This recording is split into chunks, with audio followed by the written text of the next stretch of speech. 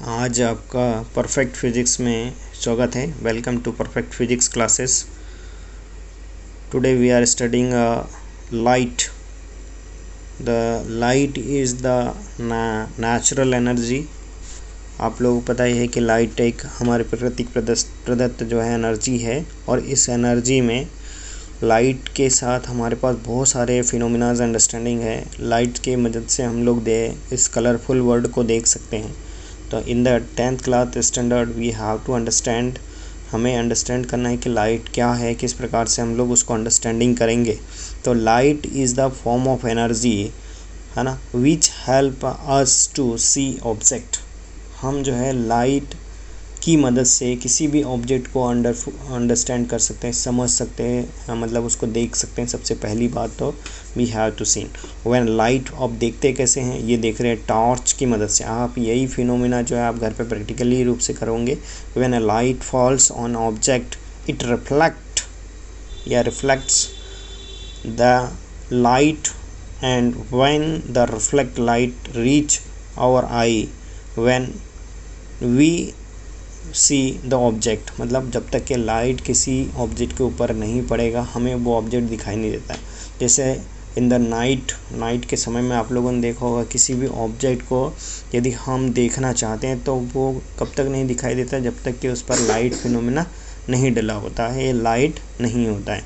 जैसे light incident होता है, जैसे मान लीजिए कि बर्ड को हमें रात में देखना है, तो बर्ड के ऊपर अगर लाइट डालते हैं तो लाइट इंसिडेंट होने के बाद रिफ्लेक्ट होता है और रिफ्लेक्ट होने के बाद हमारी आइज़ में जाता है, तो जिसके कारण वो क्या है, हमें ऑब्जेक्ट दिखाई देता है। ऐसे ही फिनोमिना आप लोग यहाँ इस दूसरे ऑब्जेक्ट में देख सकते हैं। Light travelled in a straight line. सबसे पहले हम light travelled in the straight line में चलता है। आप लोगों ने देखा होगा straight line motion when object is motion on straight track. तो ऐसे लाइट भी हमारे पास कैसे रहेगा, एक स्ट्रेट पाथ में चलेगा, that is called straight travel. ठीक है। दूसरा, the common phenomena of light are formation of shadow. Light को मतलब लाइट क्या करते हैं, फॉर्मेशन करता है shadow formation, image by a mirror and lens, है ना, bending of light by the medium, twinkling of star, formation of rainbow etcetera. बहुत सारे हमारे पास जो है कंडीशंस हम लोग देखते हैं, जैसे रिफ्लेक्शन होता है, कैसे बैंड हो रहा लाइट, है ना, लाइट का जो फिगर है, आप लोग ये सारी चीज़ें नेचर के अंदर देखते रहते हो। तो इन्हीं के अंदर जो है हम लोग अंडरस्टैंडिंग भी करेंगे हमारे पास क्या फिनोमिना है। तो सबसे पहले आते हैं लाइट का रिफ्लेक्शन। अगर हम लोग देखें तो रिफ्लेक्शन ऑफ लाइट क्या है, कि जैसे मान लीजिए कि आप टॉर्च को किसी प्लेन सरफेस पे अगर डाल रहे हैं, जैसे यहाँ पर एप्लीकेशन में दिख रहा है, तो वो क्या होगा कि जितने एंगल से आप इंसिडेंट कर रहे हैं, नॉर्मल अगर ड्रॉ करते हैं, तो उतने ही एंगल से उसी मीडियम में वापस हो जाता है। That's called a reflection of light, है ना। When a light ray incident on the plane surface reflect back to same medium with same angle, और जिस मीडियम से जाता है उसी मीडियम से वापस हो जाता है, तो इसे हम क्या कहते हैं, रिफ्लेक्शन ऑफ लाइट कहते हैं। आई बात समझ? तो आप इसको बहुत आसानी से अंडरस्टैंडिंग भी करोगे। तो रिफ्लेक्शन ऑफ लाइट की देखिए डेफिनेशन क्या होती है।